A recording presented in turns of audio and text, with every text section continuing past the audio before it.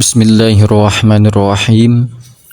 Alhamdulillahi rabbil alamin.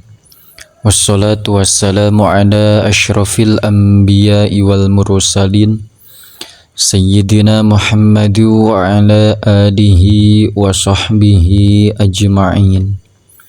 Qala al-muallifu rahimahullahu ta'ala wa nafa'ana bi'ulumihi naf'an mubarakan lana walidinika walinnasi ajma'ina amin ya Allah ya rabbal alamin. Urang ngawitan ngaderes ngalogat kitab syarah Uspuriyah dikawit muqaddimah, mudah-mudahan dipanjangkeun yuswa sing dugi ka tiasa tamat. Bismillahirrahmanirrahim. Bismillahi ngawitan abdi ngaos kana ieu kitab syarah Uspuriyah kalawan ngalap barokah ku nyebat jenengan Allah. Sifatna Allah Ar-Rahmani, zat anu maparinan nikmat ageng ieu Allah di dunia keur jalma mukmin jeung jalma kafir. Sifatna Allah Ar-Rahimi, zat anu maparin nikmat alit ieu Allah di akhirat keur jalma anu iman wungkul atawa keur mukmin wungkul. Alhamdu ari sadayana puji anu opat lillahi eta tetep kagungan Allah. Sifatna Allah Rabbil Alamina, zat anu ngurus atawa anu mangeranan sadaya alam. Wal aqibatu jeung ari balukar hade lil muttaqina eta tetep pikeun pirang-pirang jalma anu takwa kabeh.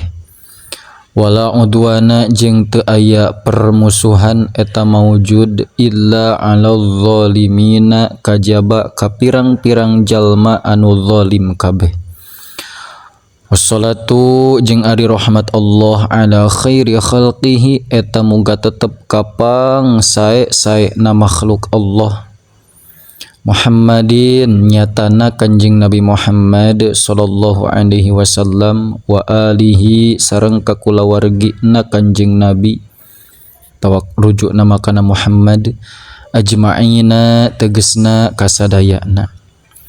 Wa ba'du jeung dina sabada maca bismillah alhamdulillah sholawat sinareng salam ka Kanjing Nabi.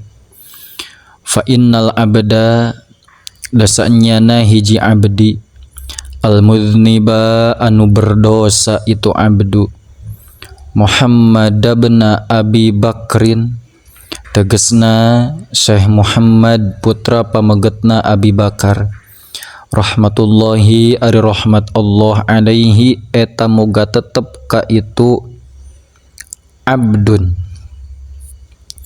ba'da tuli khawdihi dina sabada lila teuleumna itu abdin fi bahri dzunubi dina sagara pirang-pirang dosa wal isyani jeung pirang-pirang maksiat tolaba eta nyuprih itu abdun ridhor rahmani kana karidhoan zat Allah anu maha rahman wa mukhafatash syaitani jeung kana nyulayaan pangajak setan wan najata jeung kana salamet minan nironi tina seuneu neraka wa dukhula jeung kana asup fi daril jinani di darul jinan maksudna sawarga walam tasmah jeung teu mumurahan lahu pikeun itu abdin naon nafsuhu dirina itu abdin